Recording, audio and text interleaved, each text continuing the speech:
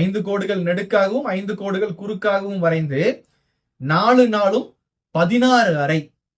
இந்த 16 அறைகளுக்கு பெயர் தான், இதை வைத்து விளையாடக்கூடிய கலை தான் சோடச கலைன்னு சொல்லி சொன்னாங்க. 16 என்றால் என்ன? சோடசம். இந்த சோடச கலை தான் ஜோதிஷ கலையா மாத்தினாங்க. எல்லாருமே அப்படித்தான் எழுதுறாங்க. அந்த குறளுக்கு விளக்கம், எண்களையும் எழுத்துக்களையும் இகழ வேண்டிய வளமையை அளிக்க வேண்டுமானால் அந்த நாட்டினுடைய மொழியை குலைத்தால் போதுமானது. ஒருவனுடைய அடையாளத்தை அளிக்க மொத்தமா பார்த்தா சோடச கலை, இத தனியா பார்த்தா ஜோதிஷ கலை அப்படின்னு நம்ம மாத்திட்டோம். உண்மையில் ரெண்டுமே ஒண்ணுதான். 1லிருந்து 8, மீண்டும் 1லிருந்து 8, அது ஒரு 8னுடைய வடிவம். இங்க 1 மட்டும்தான் இல்ல. ஓர் 9 9, பை 9 90. இது அப்படியே படிங்க. ஓர் 9 9, ஈர் 9 18, 9 27, 9 36, 9 45. ஒரு காரியத்திற்கு போகும்போது குருவை வணங்கணும். குருதான் நமக்கு என்ன பண்றாரு? வழிகாட்டுறாருன்னு சொல்லுவாங்க. உண்மையில் அது இந்த குரு அல்ல. வியாழன் என்பது குரு அல்ல, ராகு தான் குரு. திருமந்திரமாலை ஓபன் பண்ணா என்னவா இருக்கும்? எல்லாம் எண்கள் எண்கள் எண்கள் எண்கள், எல்லாமே எண்களுடைய அடிப்படையில தான் இருக்கும். சோ எண்கள் நமக்கு முழுமையா தெரியணும். நியாயத்துக்கு திருக்குறள் படிச்சிருப்போம் இல்லையா? எண்ணும் எழுத்தும் கண்ணெனத்தகும், எண்ணென்ப ஏனைய எழுத்தென்ப, இவ்விரண்டும் கண்ணென்ப வாழும் உயிர்க்கு, என் எழுத்து இகழேல். இப்படி நல்லா படிச்சிருப்போம். நம்ம இந்த 1 2 3 4 5 6 7 8 9 10 எழுதுறமே, இந்த எண்களை தான் குறிப்பிடுறாங்களா? எண்களும் எழுத்துக்களும் எல்லாருமே அப்படித்தான் எழுதுறாங்க.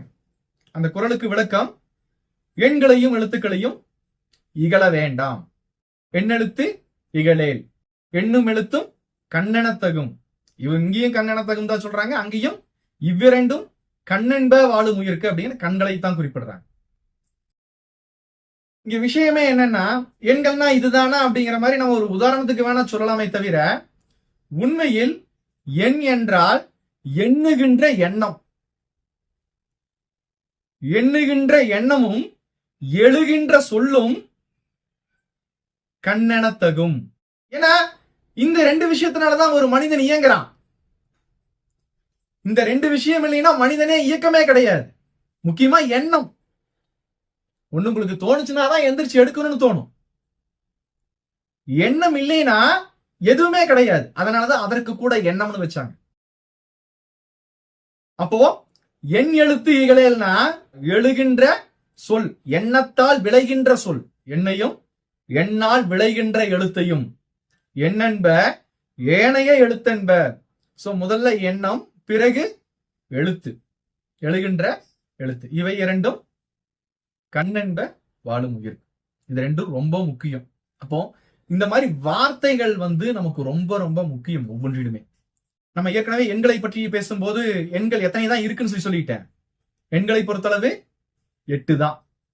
அதாவது 2 தான். 1 2 ஆகும், 2 4 ஆகும், 4 8 ஆகும், 8 16 ஆகும், 16 32, 32 64, 64 128, 128 256, 256 512, 512 அப்படியே போயிட்டே இருக்க வேண்டியதுதான். இப்படிதான் நம்ம செல் பிரிதல் முதல் கொண்டு நடக்கும். சரியா? உன்னை பிரிக்கணும்னா எப்படி பிரிப்பீங்க? 2ஆ கிழிச்சா பிரியும்.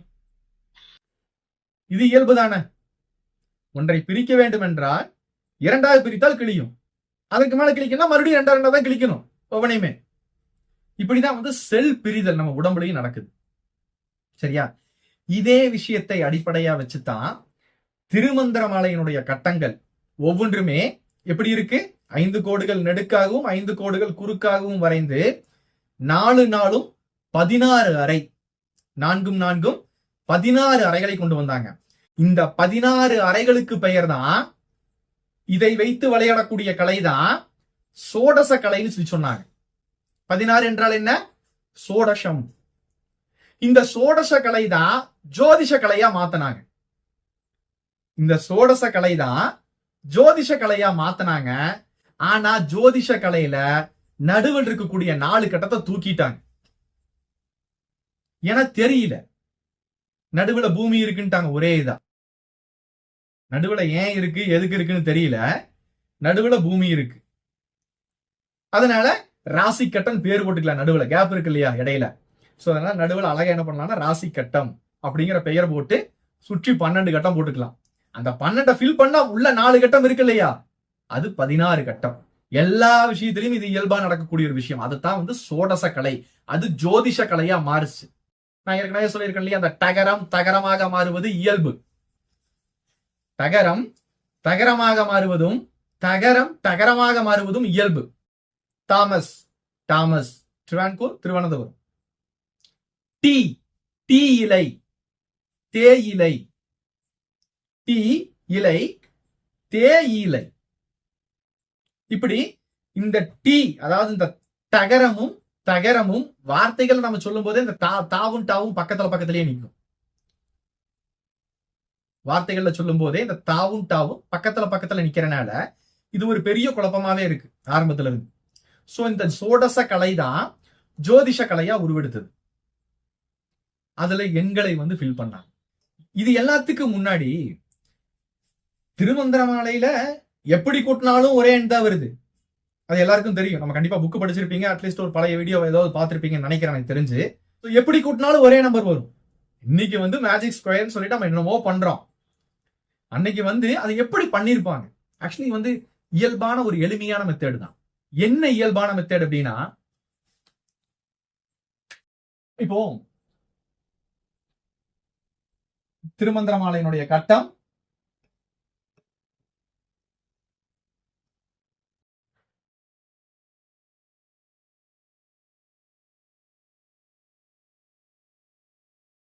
திருமந்திரமாலையினுடைய கட்டம் இதுதான் இல்லையா?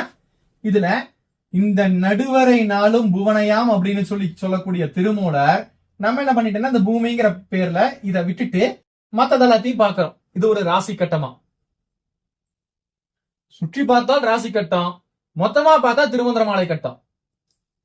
சோ மொத்தமா பார்த்தா சோடச கலை, இத தனியா பார்த்தா ஜோதிஷ கலை அப்படின்னு நம்ம மாத்திட்டோம்.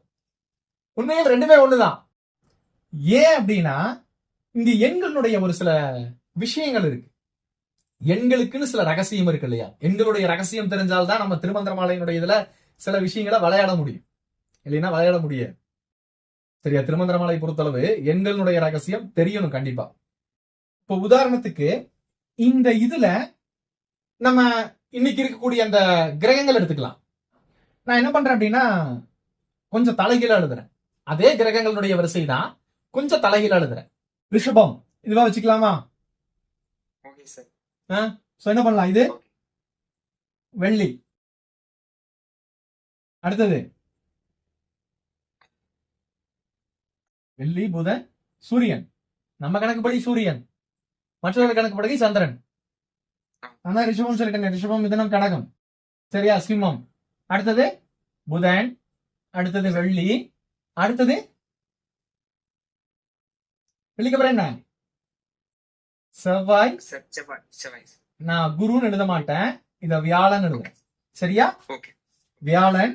இது சனி, சனி வியாழன் செவ்வாய்.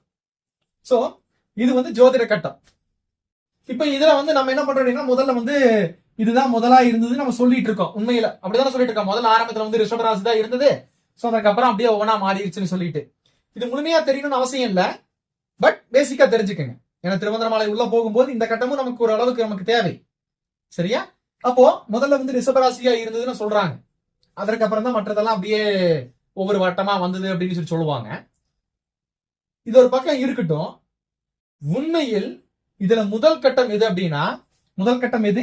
இந்த நடுவில் இருக்கக்கூடிய கட்டம் தான். முதல் கட்டம் என்பது நடுவில் இருக்கக்கூடிய கட்டம். 2 இது அப்படியே வட்டமா போடுங்க. இங்க பாருங்க. சோ புரியுதா? ஒரு 8 மாதிரி 1 2 3 4 5 6 7 8. சரியா? ஒரு வட்டம் முடிஞ்சுதா? ஓகேவா? இப்ப முடிஞ்சிட்டு நம்ம என்ன பண்றோம், மறுபடியும் இந்த வட்டத்தை இங்க இருந்து இப்படி ஆரம்பிக்கிறோம். சரியா? 1 2 3 4 5 6 7 8. சோ எங்க தொடங்குதோ அங்கேயே வந்து முடிக்கிறேன். அதே மாதிரி மறுபடியும் எங்க முடியுதோ அங்கேயே தொடங்குறேன். மீண்டும் அதே இடத்துல முடிக்கிறேன். 1 8 மீண்டும் 1 8. அது ஒரு 8 வடிவம். சரி, இப்ப என்ன பண்ணலாம் அப்படின்னா இதை அப்படியே நம்ம எழுதலாம். 1க்கு என்ன எண் இருக்கு? 1க்கு எதிரான எண் என்ன? 8. 1க்கு 8. 2க்கு எதிரான எண் 7. 3க்கு எதிரான எண் 6. 3க்கு எதிரான எண் 6. 4க்கு எதிரான எண் 5. 5க்கு எதிரான எண் மீண்டும் 4. 4க்கு எதிரான எண் 5. 5க்கு எதிரான எண் 4. 6க்கு எதிரான எண் 3. 7க்கு எதிரான எண் 2. 8க்கு எதிரான எண் 1. இப்படி எல்லாமே சேர்த்தால் இது எல்லாமே என்ன ஆயிருது? சூனியமாயிருது. இவை எல்லாமே என்ன ஆயிருது? சூனியம் எண்ணா மாறிடுது. 1 மட்டும் சூனியம். 9. 9ங்கிறது பூஜ்ஜியம். நான் ஏற்கனவே சொல்லியிருக்கேன் இல்லையா? இந்த 0வும் 9ம் சூனியம். 1 8 வரைக்கும் தான் எண்கள். சரியா? அதுல இன்னொரு விஷயம் பாருங்க. இங்க 1 மட்டும்தான் இல்ல. ஓர் 9 9, பை 9 90. இது அப்படியே படிங்க. ஓர் 9 9, ஈர் 9 18, 9 27, 9 36, 9 45, 6 9 54, 7 9 63, 8 9 72, 9 9 81, 19 90. சோ இங்க எல்லாமே இந்த 9 அடுக்கா வரதுனால வாய்ப்பாடு என்னவா மாறிடுது? 1க்கு 1 எதிரான எண்ணா மாறிடுது. சூனிய எண்ணா மாறிடுது. இதுதான் 9ஆம் வாய்ப்பாடுனுடைய அர்த்தம். சோ 1க்கு எதிரான எண் அப்படிங்கிறது 8. ஏன்னா எண்களை பற்றி படிக்கும் போது எதிரான எண்களை நம்ம தெரிந்து கொள்ள வேண்டும். 1க்கு நேர் எதிரான எண் 8. 8க்கு நேர் எதிரான எண் 1 தான். அதே மாதிரி 7க்குனா 2, 2க்குனா 7, 3க்குனா 6, 6க்குனா 3, 5க்கு 4, 4க்கு 5. சோ இந்த ஒரு விஷயத்தை நம்ம கண்டிப்பா தெரிஞ்சுக்கணும். எண்களை பற்றிய ஒரு விஷயம். ஏன்னா இது வந்து ரொம்ப ரொம்ப முக்கியம். இப்ப மறுபடியும் வரலாம். நம்ம என்ன பண்ணலாம் அப்படின்னா இந்த ஜாதக கட்டம் ஃபில் பண்ணோம் இல்லையா? இந்த ஜாதக கட்டத்தினுடைய நடு வீடு தான் என்ன ஆகுதுன்னு பாத்தீங்கன்னா இது ராகுவனுடைய வீடாகவும் இதுவும் ராகுவனுடைய வீடாகவும் அதே மாதிரி இது வந்து கேதுவனுடைய வீடாகவும் இதுவும் கேதுவனுடைய வீடாகவும் மாறுது. ராகுவனுடைய வீடு ராகுவனுடைய வீடு, கேதுவனுடைய வீடு கேதுவனுடைய வீடு. காரணம் என்னன்னா ஒரு காரியத்திற்கு போகும்போது குருவை வணங்கணும். குரு தான் நமக்கு என்ன பண்றாரு? வழிகாட்டுறாருன்னு சொல்லுவாங்க. உண்மையில் அது இந்த குரு அல்ல. வியாழன் என்பது குரு அல்ல. ராகு தான் குரு. குரு என்பவன் நம்ம நினைச்சிட்டு இருக்க மாதிரி வியாழன் அல்ல. ஏனெனில் நம்மளுடைய சூரிய குடும்பத்தை எடுத்துக்கலாம். சூரிய குடும்பத்துல சூரியன், புதன், வெள்ளி, பூமி, செவ்வாய், வியாழன், சனி. நம்ம இதுல என்ன பண்றோம்னா இந்த நிழலையும் ராகுவாகவும் கேதுவாகவும் குறிப்பிடுறோம் அல்லவா? ராகுவாகவும் கேதுவாகவும் குறிப்பிடுறோம். இதுல அப்படியே ஒரு டார்ச் லைட் நம்ம அடிக்கலாம். டார்ச் லைட் அடிக்கும் போது இங்க இருக்கக்கூடிய ஒளி போக போக என்ன ஆகும்? ஸ்ப்ரெட் அதிகமாகும். குறுகிய இருக்கக்கூடிய ஒளி எப்படி அடிக்கும்? ஸ்ட்ரைட்டா அடிக்கும். இடையில் இருக்கக்கூடிய ஒளி கொஞ்சம் விலகி அடிக்கும். இன்னும் கொஞ்சம் இருக்கக்கூடிய ஒளி இன்னும் கொஞ்சம் விலகி அடிக்கும். இதுல இந்த உலகிற்கு ஒளியை முதல்ல தரக்கூடிய ஒரு இது என்னன்னு பாத்தீங்கன்னா அந்த ராகு. நான் ஏற்கனவே சொன்னேன் இல்லையா? அந்த எழுத்துக்களினுடைய மாற்றம். முதல் ஒளி நம்ம பூமியில படுறது வந்து பாத்தீங்கன்னா ராகுவனுடைய அமைப்புல தான் முதல் ஒளி நமக்கு படுது.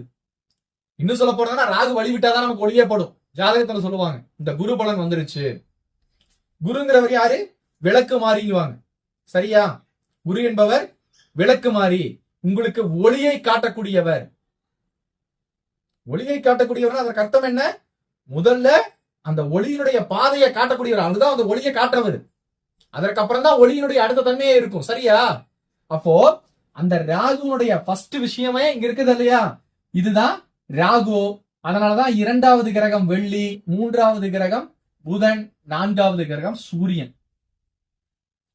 மீண்டும் இது அப்படியே ரிவர்ஸ்ல வரும்.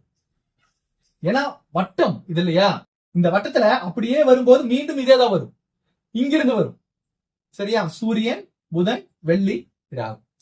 இதே விஷயம் தான் இங்க நடக்குது. கேது, கேதுங்கிறதுக்கு நம்ம ஏற்கனவே பேசியிருப்போம். கேடு அப்படியே பேசிட்டு இருந்தோம்ல. தகரம் தகரமாக மாறுவது, தகரம் தகரமாக மாறுவது. சோ கேது கேடு, கேது காலம் கேடு காலம்.